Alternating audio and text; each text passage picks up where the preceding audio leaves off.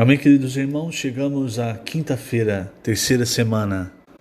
Nessa terceira semana, o título geral é A Serpente de Bronze.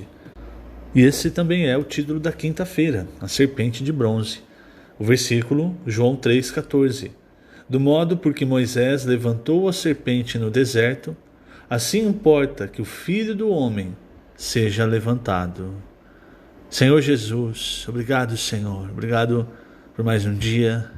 Obrigado por tua misericórdia e por tua graça que tem nos alcançado dia após dia. Por tua misericórdia e graça nós temos prosseguido. E também, Senhor, nós te agradecemos hoje, amanhã, por toda a eternidade, pois o Senhor foi levantado como aquela serpente de bronze. O Senhor que não tinha pecado, o Senhor que viveu um viver humano perfeito, o único ser humano que não precisava morrer pelo pecado. O Senhor se entregou por nós, por amor a nós. Por isso, Senhor, nós te agradecemos e te agradeceremos eternamente. Também, ao ressuscitar, o Senhor nos deu uma vida que combate todo elemento maligno de Satanás, do pecado, do velho homem, a vida de Deus. Por isso também te agradecemos, Senhor. E hoje queremos, dia após dia, viver por essa vida, recebendo a sua palavra, sendo guiados segundo a tua vontade, exercitando o nosso espírito, emergindo na tua palavra. Queremos ter um viver que não é mais um viver terrenal, vendo as coisas na esfera terrenal, as coisas desse mundo. Nós queremos ter um viver, embora na carne, embora no mundo, um viver celestial, um viver espiritual. E hoje nós podemos ter esse viver graças ao teu Espírito, graças à tua palavra. Obrigado, Senhor. Jesus é o nosso Senhor. Muito bem, queridos irmãos, nós ainda no capítulo 3 do Evangelho de João, na conversa de Jesus com Nicodemos, o Senhor, depois de mostrar para Nicodemos a necessidade de nascer de novo, mas agora nascer do alto, depois de mostrar para Nicodemos como se nascia do alto, ou seja, nascendo da água, do Espírito, como nós já explicamos, o Senhor então mostrou o que ele iria fazer e como ele ia então propiciar que o ser humano pudesse nascer do alto. Por isso, nos versículos 13 em diante, ele diz assim: Ora, ninguém subiu ao céu, senão aquele que de lá desceu, a saber, o Filho do Homem, que está no céu. E do modo porque Moisés levantou a serpente no deserto, assim importa que o Filho do Homem seja levantado, para que todo o que nele crê tenha a vida eterna.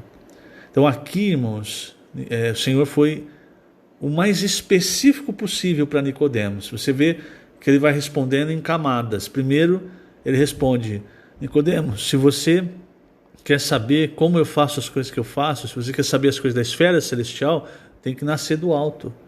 Aí Nicodemos diz: mas como eu vou nascer do alto? Eu vou entrar de novo na barriga da minha mãe, nascer de novo? Aí o Senhor fala para ele: não, você tem que nascer da água e do Espírito. E ele ainda não tinha entendido, porque no versículo 9 do Evangelho de João, ele pergunta: como é possível? Né? Como pode suceder isso? Como é que eu vou nascer da água e do Espírito? E aí o Senhor mostra para ele. Ele mostra dizendo: você lembra da serpente, Nicodemos? Da serpente de bronze, levantada no deserto por Moisés? Então, eu, Filho do Homem, também vou ser levantado dessa maneira. E da maneira como eles olharam para a serpente foram curados. Todo o que crê no Senhor Jesus, o próprio Deus, como um homem, morrendo e ressuscitando por nós, terá a vida eterna. Vamos nos lembrar dessa passagem, do contexto dela. Então, em Números 21, a partir do versículo 4, diz o seguinte: Então partiram do Monte Or pelo caminho do Mar Vermelho, a rodear a terra de Edom. Porém o povo se tornou impaciente no caminho. Você sabe, querido irmão, querida irmã, que paciência é algo muito importante na vida com Deus. Nós, muitas vezes, por causa do nosso homem natural, enfim, nós somos impacientes, queremos que as coisas aconteçam no momento em que nós queremos. Às vezes você prega o evangelho para alguém e não acontece, você está apacentando e não acontece do jeito que você esperava. Aí você se torna impaciente, e a impaciência ela vai gerando esses outros resultados aqui. Às vezes começa a duvidar, a não ter fé, ou a blasfemar, a murmurar, enfim. Nós precisamos aprender, irmãos, porque a impaciência ela vem de uma falta de fé em confiança em Deus e uma confiança nas nossas mãos. Então chega aqui, o que acontece? Eles estavam andando, ainda caminhando no deserto.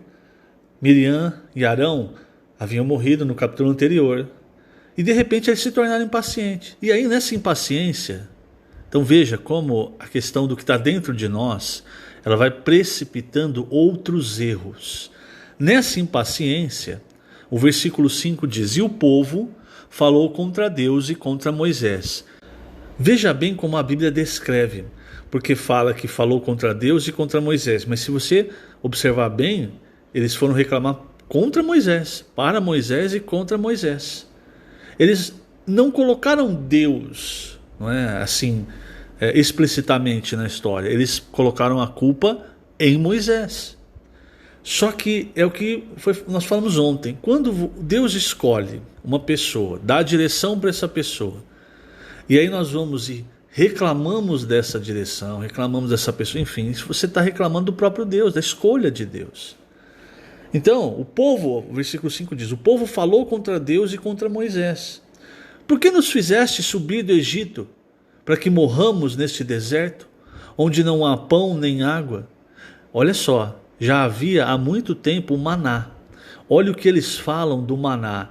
E a nossa alma tem fastio deste pão vil. O maná, você sabe, ele representa Cristo como nosso alimento, a palavra de Deus.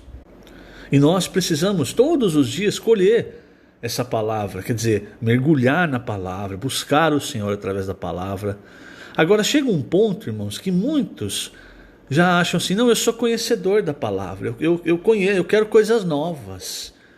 Aí o Senhor está falando uma palavra, muitas vezes o Senhor repete algumas coisas, irmãos, por amor a nós, para que nós entendamos corretamente, porque Ele manda a palavra e a palavra ela não entra em nós, ela entra só na nossa mente, a gente conhece, mas não muda a nossa vida. E a palavra de Deus, irmãos, ela é para mudar a nossa vida, é para nos dar alimento, nos dar direção. Então, você vai recebendo a palavra fica só na mente como doutrina, mas não muda a sua vida, não muda a sua pessoa. Você continua impaciente, você continua murmurando, você continua no mesmo caminho errado. E aí chega um ponto que o Senhor está falando, você fala assim: quer saber? Eu cansei dessa palavra, eu já tenho fastio dessa palavra, desse pão vil. E aí, irmãos, o que o Senhor fez? Versículo 6: então o Senhor mandou entre o povo serpentes abrasadoras, que mordiam o povo, e morreram muitos do povo de Israel. E aí, irmãos, o povo de Israel percebeu o seu erro. Eles foram até Moisés, pediram perdão por terem falado contra ele, contra o Senhor. E Moisés orou ao Senhor para que tirasse as serpentes. E a resposta do Senhor é interessante, porque às vezes a gente acha que é sempre o caminho mais curto. É só mandar as serpentes embora. Mas e aí? E os que foram picados? Os que estavam sofrendo ali, os que estavam praticamente morrendo? Então o Senhor falou para Moisés: faz uma serpente abrasadora, põe-na sobre uma haste, e será que todo mordido que a mirar viverá. E aí Moisés fez uma serpente de bronze, porque o bronze, ele, na Bíblia, ele tipifica o julgamento de Deus. Por exemplo, se você vai em Apocalipse, o Senhor, ele tem pés de bronze polido, e você sabe, nossos pés dizem respeito ao nosso viver, o que indica que o viver do Senhor foi julgado e aprovado por Deus. Ali inclusive diz que os pés do Senhor eram como se eles tivessem sido refinados numa fornalha, e foi exatamente essa a experiência da vida do Senhor Jesus no seu ministério terreno. Ele sempre, irmãos, foi, até a sua morte, ele foi refinado como numa fornalha. Então Moisés fez essa serpente de bronze, colocou ela numa haste e levantou a serpente, da mesma forma que o Senhor foi colocado numa cruz e levantado. E aí o versículo 9 de Números 21 diz: sendo alguém mordido por alguma serpente, se olhava para a serpente de bronze, sarava. Então isso, irmãos, fez com que o povo de Israel partisse, né? Resolveu o problema da serpente. Com relação das picadas das serpentes, isso, então, agora voltando para João, irmãos, ele mostra o quê? Mostra que, primeiramente, antes de nós nascermos de novo, nascermos do alto, é preciso receber o antídoto para o veneno da serpente. Porque, primeiro, irmãos, nós estamos caminhando, nós antes caminhávamos por lago de fogo. Nós íamos morrer. Por quê?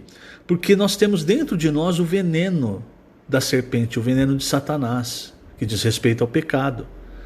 Aquela serpente de bronze, ela tinha a aparência de serpente, mas ela não era uma serpente. Assim como Paulo, em Romanos 8, fala que o Senhor, ele veio em semelhança de carne pecaminosa, mas sem o pecado.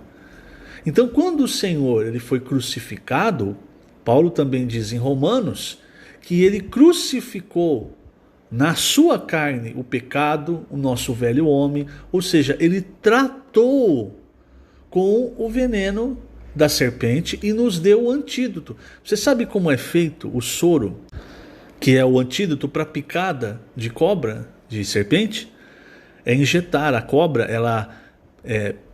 eu estou falando de forma leiga, tá? Não sei todo o procedimento, mas é inoculado o veneno da cobra em um cavalo que produz anticorpos.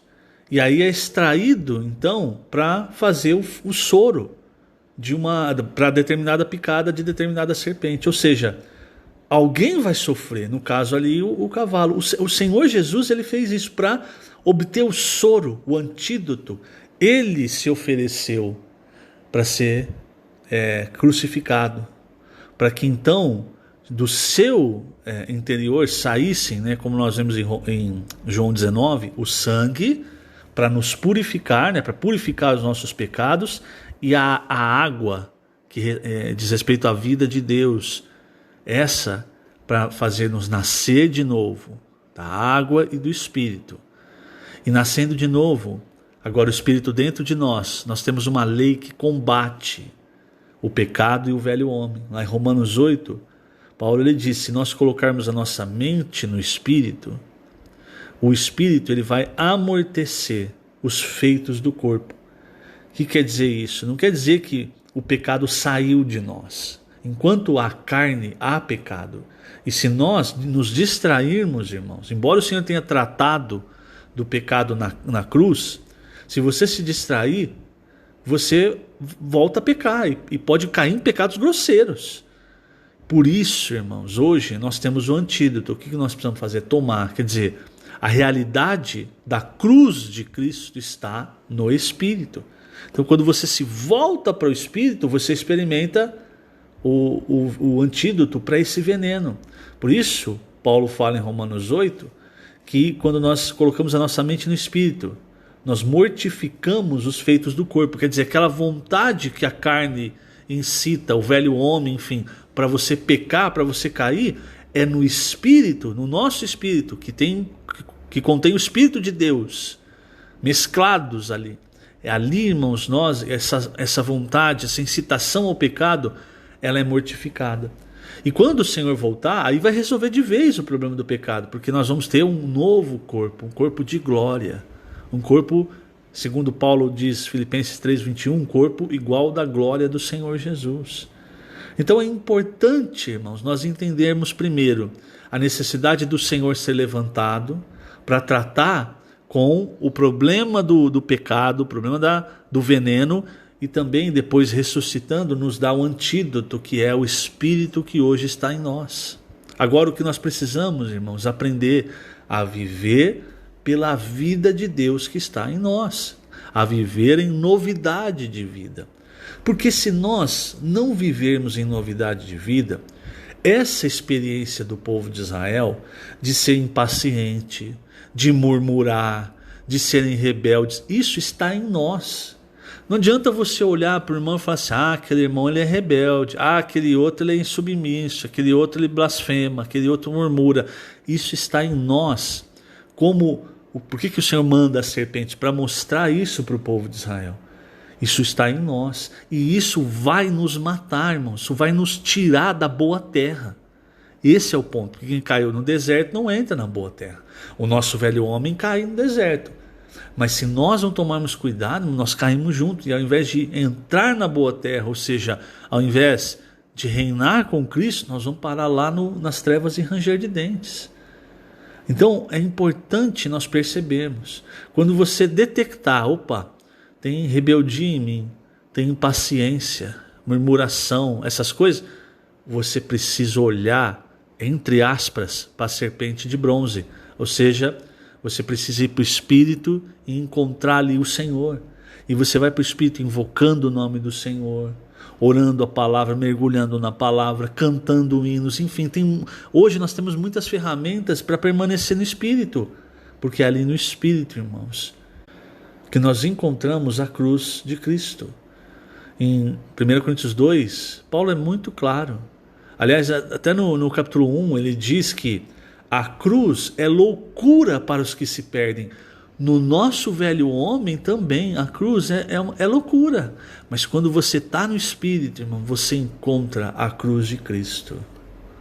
E com ela, esse antídoto para o nosso pecado, o velho homem, carne, enfim, para tudo. É ali que nós encontramos vida e paz. E com relação ainda ao julgamento de Deus, naquela parte do bronze, eu deveria ter lido na página 49 e o último parágrafo eu não li, eu vou ler agora para terminar. O bronze representa o juízo de Deus. Ele atribuiu a Jesus a sentença que seria dada a nós.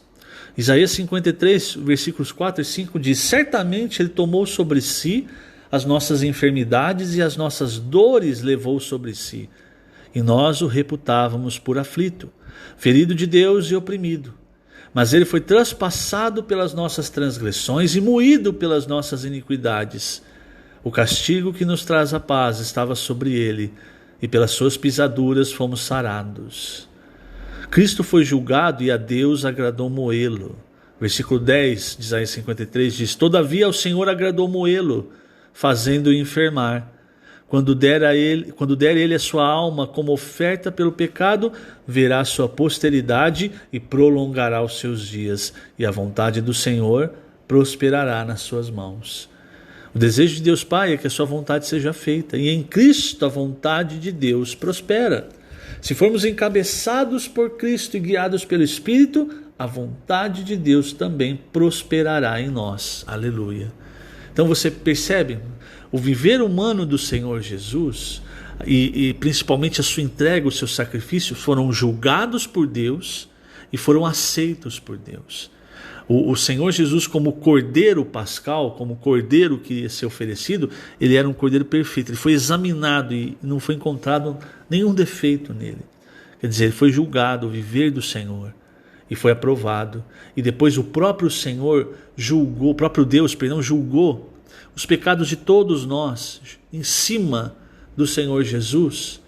E todos nós, irmãos, que merecíamos o juízo, fomos na verdade justificados pela obra do Senhor Jesus, que recebeu o juízo de Deus no nosso lugar. Veja que coisa maravilhosa, irmãos, como é rico tudo isso que o Senhor fez por nós e ainda está fazendo, porque ainda através da palavra que nós temos recebido, o Senhor tem nos guiado, porque Deus ele quer sempre o melhor para nós.